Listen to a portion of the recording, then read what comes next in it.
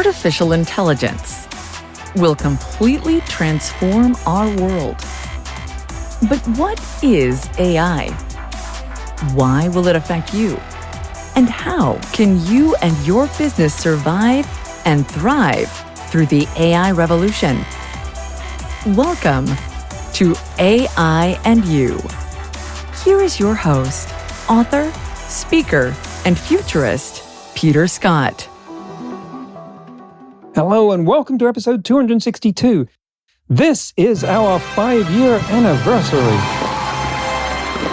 Look at how much has changed in that time. 5 years ago, ChatGPT didn't exist. Almost no one had any personal experience using AI, and existential issues about AI were the stuff of occasional Terminator-themed filler pieces on the more cerebral news shows. That's the environment I launched this show into in 2020, mid-pandemic, and the following week got our first guest, Audrey Tang, Taiwan's digital information minister. And my work since before my first book came out in 2017 has been to get people asking themselves the tough questions about what AI would mean in their lives. Because it would sooner or later come along and force them to answer those questions, like, what value do you bring to the workplace that AI can't? And now we've seen what it's like to be confronted with those questions at the same time that the transformational opportunities of AI have started becoming apparent. I've been talking with two people who very much get what that's all about. Ja-Nae Duane and Steve Fisher, authors of the new book, Super Shifts, Transforming How We Live, Learn, and Work in the Age of Intelligence. Ja-Nae is an expert on global systems who helps companies such as PwC, Saudi Aramco, AIG, and Deloitte use emerging technology such as VR, AR, AI, and blockchain. She holds degrees from Brown University, IE Business School, Northeastern University, Carnegie University, Bentley University, and Boston University. Steve co-founded the Futures practice at McKinsey & Company and is the managing partner of the consultancy Revolution Factory and chief futurist at the Human Frontier Institute. Last week, we talked about their influences, what a super shift is, how we change over different timescales, and how a well-prepared family might deal with the world of 2040. This week, we're going to talk about Asimov's laws of robotics, AI's future enhancements to our lives, the different new species of humans that will emerge, and how the educational system needs to evolve. So let's get back into the interview with Ja-Nae Duane and Steve Fisher. Let's talk about that family, the Sinclairs, that are in the book as this fictional interweaving throughout. And they live a comfortable life. They do. They're like the Jetsons. They're not oil barons or the leaders of society, but they're living a very comfortable, luxurious life. And I want to know how we get from here to there, where the future is something that can work that well for everyone. I'm assuming that in that vision there aren't massive ghettos and underclasses spread throughout the world like in much dystopic science fiction that serves the Sinclairs, because that would go in a very different direction, and that's not my ethos and I don't think it's yours. So at the moment, technology, and especially AI, rewards the owners of the technology, right, and not the people whose jobs it displaces. And I am very much concerned with how we can get from a system where those rewards flow automatically to those people and make them much, much, much richer, to get to the more equitable situation where no one needs to be unnecessarily hungry, sick, or poor. What does your futuristic intuition tell you? Can I do like one statement? I want, obviously, Ja-Nae, this is definitely some of her space, this system. One thing I will say about the Sinclairs is that's 15 years from now. If somebody 100 years ago in the Gilded Age or the Edwardian era looked at the average middle-class family here with access to food, television, all these things, they'd think we were like the richest people on earth when they're just actually middle class. My vision of this was that they both had jobs, both a good structured family, multi-generational, but not a big house. They just worked. So to me, they weren't Is it comfortable in the straits of 2040? That's the beauty of this world. I hope to tell more stories in this world, but I just wanted to frame it that it wasn't, like you said, the super writ in that. So Yeah. And I think that that's a really great point, Steve. There's a few things I think for us to consider here. One, what we need to think about, and let's start with the technology first, and then I want to zoom out a bit from there. Yes, technology, AI might be taking jobs and replacing certain individuals, but there are many jobs that we will have and that people will end up taking on that we just cannot imagine yet. And for instance, we used to have people who had to run our elevators. We needed young boys to light the lampposts on our streets. Those jobs obviously do not exist and were taken over by technology. Again, I go back to the loomers, right? So we will always have that as we look at our integration with technology. And there are many jobs and ways to provide value that we just haven't imagined yet. So I will say that. The second thing that I will say is we are already augmented by technology. We're already cyborgs. Like I look at my phone that I'm holding in my hand right now, it's already an extension of who I am in my daily life. And so that fusion, if you will, between machine and AI and human and the extended intelligence is something that we're just going to see happen in a few different ways. Think about Neuralink as one example.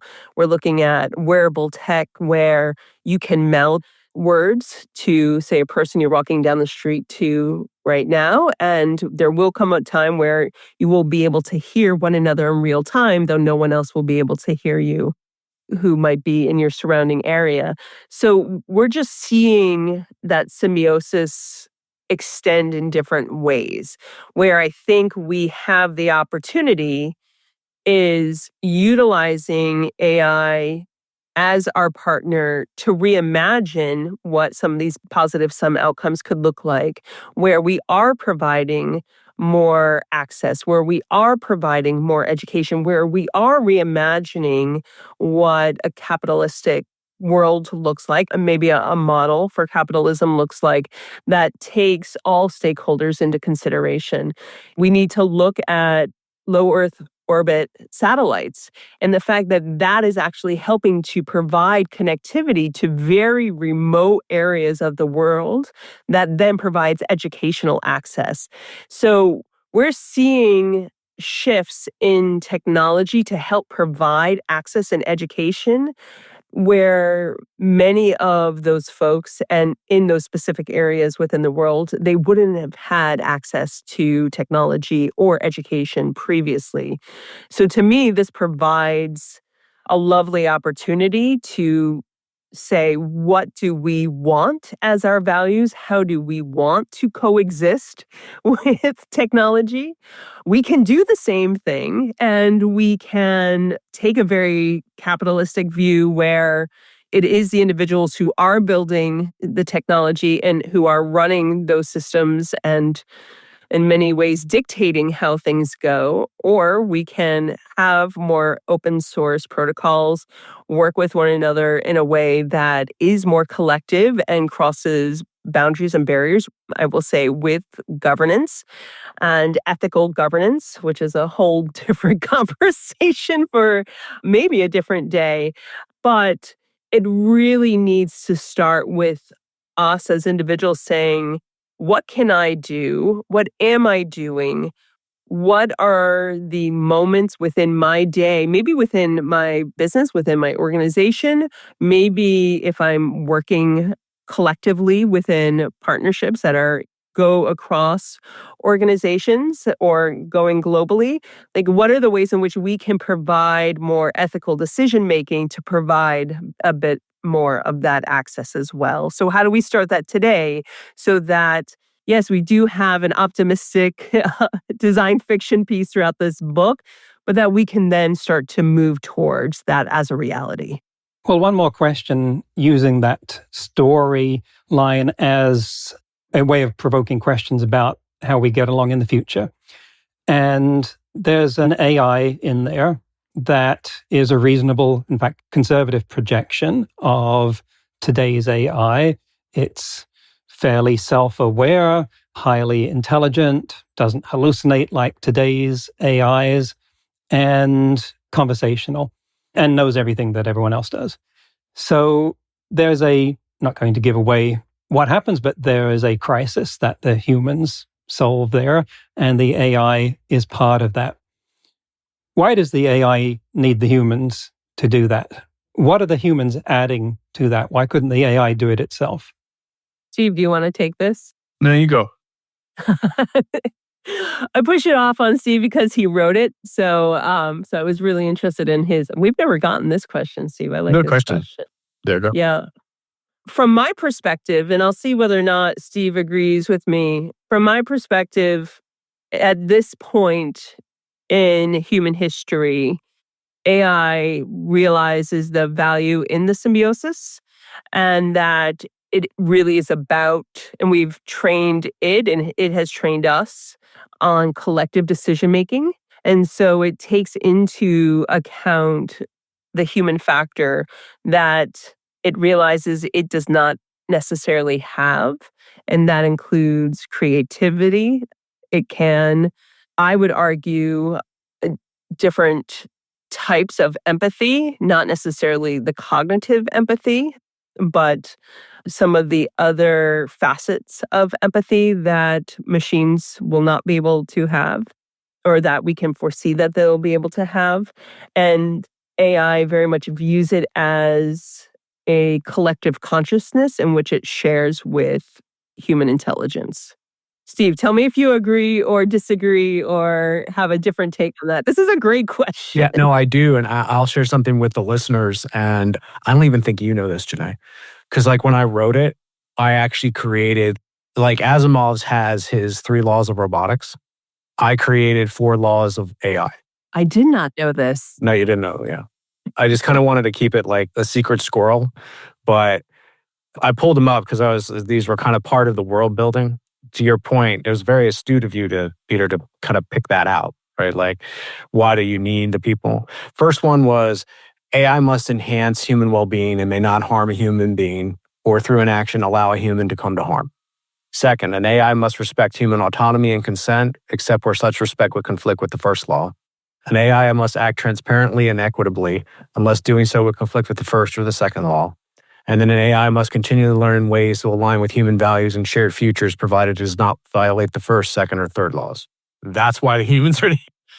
Because I had to come up with why don't they just go Skynet and just launch all the missiles, right?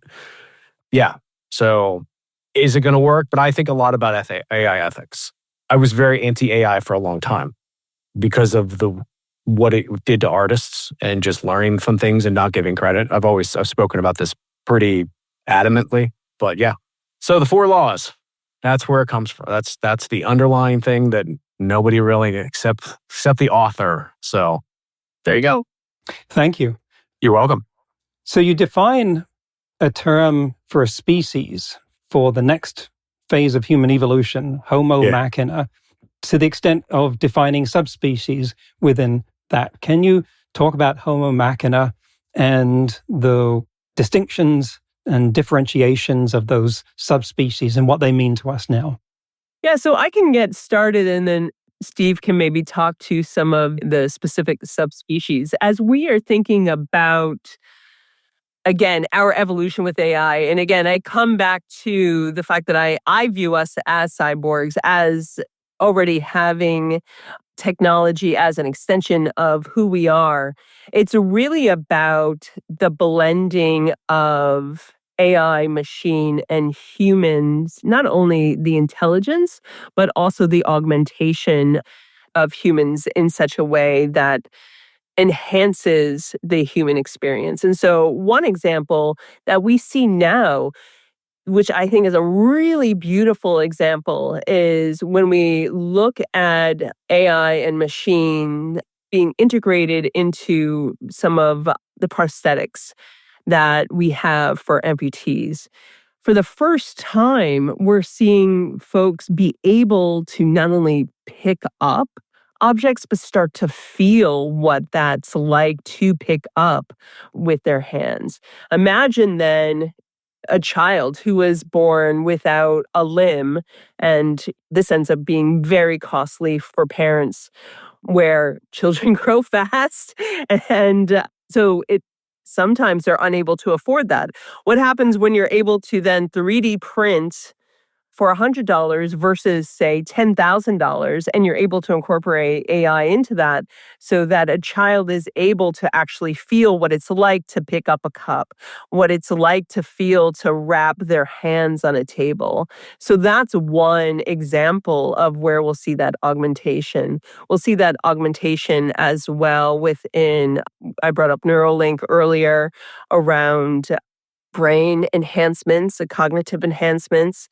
We also see that very much moving into more of the wearables, as I had mentioned, where with essentially whisper talk, they haven't come up with a good name for that, but I know a startup working on that out in Silicon Valley right now, and MIT's working on a silent moving your mouth and then AI dictates what it is that you actually want to say. So there's many different ways in which that augmentation not only cognitively is happening and will continue to happen, but also from a physical perspective. If there's any altered carbon fans out there, what happens when you have a consciousness and or your brain ends up being, if you will, put into a new body? I don't think we are far from imagining that occurring. And these are some of the subspecies that we explore within the book. Steve, do you want to build upon that? Yeah. So for the listeners, page 30 in the book, I'm just reading this here as I'm flipping the pages. As you know, there's 6 that we identified. Now this excludes from the kind of the sapien, which is the kind of the pure, like they would consider themselves the purists. And Ja-Nae mentioned altered carbon. In that, you can transfer consciousness through a stack, basically like a hard drive that goes in the back of your neck, into a sleeve, which is a body. But Catholics in this series believe in the soul, which many people do on the planet. So what happens to the soul? Like they don't want to be resurrected. If their death happens, they don't want it to be used in a murder trial. Like there's a lot of things about that get into the ethics of it. There's the brighter side of this Homo Machina. And now people might have read Harari's book, Sapiens, or even like Homo Deus, right?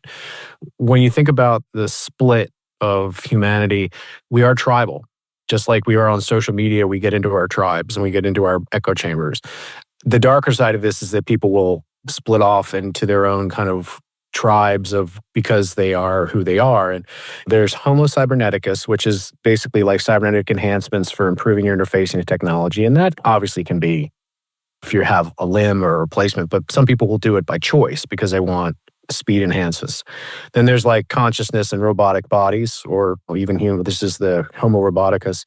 Homo genetica is the genetic engineered humans or enhanced traits, right? Superhuman, supermen, basically like eugenics. Homo virtualis, which is existing primarily in the virtual reality. So transferring your consciousness, kind of being out there. Homo nexus this is an interesting one because the darker sides would think of the Borg, but you could also think of as walking a mile in someone's shoes and in the true reality of it, which is Homo nexus, which is deeply interconnected humans forming a collective consciousness. Now that's wildly compelling in my opinion. And then my favorite is Homo solaris, which is humans are adapted for extraterrestrial environments or even transferring your consciousness into the ship to go on generational trips to explore. So I think there's great excitement and opportunity to do that, but at the same time is recognizing the nature of humanity and the darker side of what this could mean because of this new age.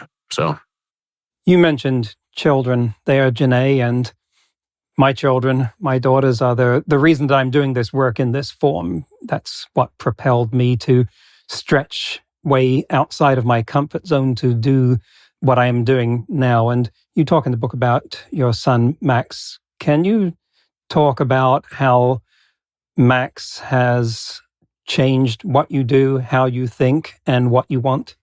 Wow. I only laugh because I'm like, Do we have enough time for that? Peter, I will start by saying I never thought that I would be a mom. And I didn't think I was able to be a mom, I will say. So I raised some of my siblings from the age of 13 on. Part of me felt like I was also done with that responsibility, though it was very different than what it's like to raise Max.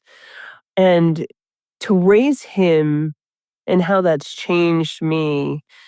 One, I love how grounded he makes me, meaning that you have no choice but to be present while constantly thinking about your surroundings and or the future. And I say that because for me, I constantly want to be in the moment with him. And then I want to make sure that I protect him and provide the best world in which I can leave him, if you will. So those are definitely things in which they have changed dramatically within me. Also, I find that I am more creative now, I think, than I was when I was even an opera singer, which is sort of surprising to me to know that I spent so many years as an artist, but I feel like I embody that creativity now more because of just the play that occurs, even in our banter that occurs on a daily basis.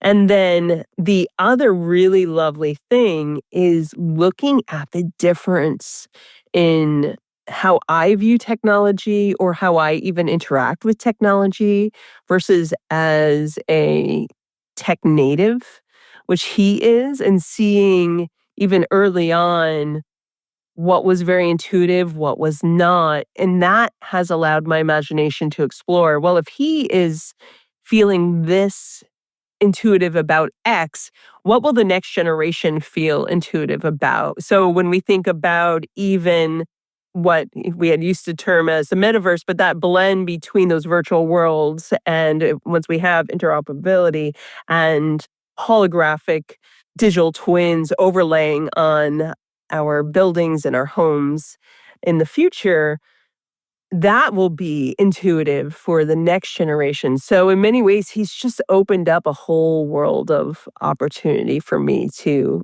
at least question and hopefully work with him to explore. Mm. Max has made me more focused and more hopeful for the future. Also focused on creating a better future and giving people the tools to create, overall to do that. He's neurodivergent and incredibly bright. He's a world builder, Roblox, Minecraft, like he likes like his father. And it's funny, I think all parents do this and they see themselves or they see their spouse. They're like, oh, that's you right there. It's like, or that's me. Or it's like your reflections of yourself or your earlier self. And like, okay. And you also reflect on how your parents handled those situations or those things about you and how you would wanted them to do differently. And now you have the opportunity. He is entrepreneurial. He is thoughtful. He's funny. I mean, the kid is just naturally funny. And his interests are deep and he can get really deep into something that sometimes you got to pull him out. But he just makes me proud. He just makes me proud as a dad. And I've always wanted a family. And I didn't think I would. And I was kind of like sadly resolved to that. And a blessing to have him in our lives. And just every single day, he shows me something new about myself, about the world, and just continues to motivate me to create a better place for him to live in when I'm gone. Oh, thank you. My younger one is into Roblox as well. And although we're nominally out of time, I really want to go into overtime here to ask you this. How well are our schools and other institutions doing at pivoting to become the kind of place that will serve Max and my children to enter the future that you want for him? And what can we do about it? That was a boom goes the mic type of question. We're navigating educational resources for Max, right? So it's like you're looking into our brains. Jay, you want to take that one? And you're also a professor at an Ivy League. So it's like we've got the stretches of education here. So, Peter, I will say that currently, no matter what level of education we are looking at, we are failing miserably at providing the right type of education for our children and our students and providing an environment for them to explore not only their own potential, but how they could work together to create a new system for the future. And what can we do about it? I think that that is a really important question that I spend a lot of time as an educator. I spend a lot of time thinking about and exploring. How do you create that space? At least, for me, in my small lens of the students in which I work with. And one of the things that I've seen resonate really well that I'm exploring more is identifying how do we incorporate more critical thinking into what we're teaching. It's no longer about just facts and figures and memorize this. No, it's about how can you explore what the core elements of this topic are? How can you break it apart and then put it back together 5 different ways and talk about what was your decision-making process? How do you approach this maybe in not only an ethical way, because the way in which you maybe reconfigured it isn't accessible to other people. So how do you identify ways for more of that inclusivity? But then also reflect on, great. So now as an architect of, we'll say 7 different solutions, what are ways in which you would do this process differently? And why I right now double down on critical thinking, not only for students and even our want for Max to explore his own, stretch that muscle, if you will, is because we have allowed ourselves to become more reactive. And so we are really propelled by the dopamine that we get from the nudges on our phone and nudges from technology. So how do we allow ourselves to reflect and think before really making decisions, or allow yourself to explore, but then have a bit of that reflexive muscle afterwards? And I'll pause there and see if you have differing opinions. it's broken. It needs to be burned to the ground in its current state. And here in the United States, at least, I can't speak for other parts of the world. But the higher institutions are indoctrinating our children in ways that radicalize them and not educate them. Going back is that the elementary, middle school doesn't give enough foundational, and then, like Ja-Nae said, teaching critical thinking, teaching you how to think, not what to think. Don't even get me started about high school. But I think that we learned a lot about homeschooling options and other types of unschooling, other types of ways to educate that is not acceptable by traditional people. Now, look, people can't afford a lot of things. They have 2 jobs, both are working. You have government schools. I don't get that. But at the same time, the curriculum has been hijacked, and the way that we teach prepares people for the factory and not the future. And that model has to die. So I'm being very outspoken about it. It has to die. My favorite joke is there's a cartoon panel. My sister homeschooled her kids for all 12 years. She's amazing. And the kids are graduate degrees. But my favorite panel is like, guy brings his kids to a party, and then he gets complimented how wonderfully friendly and smart the children are. And he says, they're homeschooled. And then the final panel is, well, what about socialization? Like, they're doing just fine, right? It's like the things we think they need are not necessarily that. Now, we as parents have enough on our hands with our lives, and there are a lot of models that we need to explore and experiment with because I feel like we need to give them still the foundations of reading and writing and math, but at the same time, as they get to a certain age, fourth grade, fifth grade, we need to prepare them socially and to also teach them how to explore instead of just rote repeat and methodology, so that when they really get to high school, they're in a place where they can truly explore their interests. Not at college, but at high school, like really explore the things that they're interested in and want to do with their life, instead of more AP history. Okay, if you learn calculus, learn it earlier, but get them to a place where they can prepare themselves for a career. College may not be an option. College may not even be a choice or desired. So like, what does that leave you, right? That the learning experience post 18 years old should be autodidactic. You should always be a lifelong learner. And I think that's the thing that we've also lost, is that the passion for learning and education and knowledge has been replaced by devices that just tell us things. And we ask it things and it just tells us stuff, and we don't even have to explore beyond it. And like you said earlier, Peter, like there's a lot of hallucinations in AI that we talk about fake news, we talk about, dark patterns. Ja-Nae can talk at length about in her research, is that the hallucinations become a bit of a dark pattern and a bit of a set of misinformation that the kids don't even realize they're getting fed. So I could spend an hour on this, but I think we have an opportunity though. I'll protopian it. We have an opportunity. And that's the beauty of this. We all have an opportunity as parents to craft that. Exactly my thinking. I love how passionate you are about that, and that mirrors my own. And that's the reason that I'm working now primarily with high schools on pivoting to adapt to AI in education.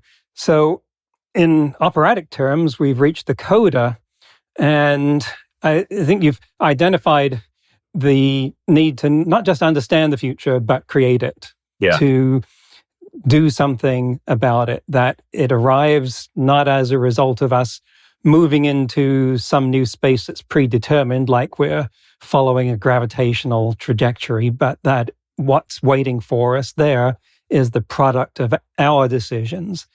So as we wrap up here, maybe you can talk about how people can find out more about you and your work, and what is in the future for you in terms of more of the same.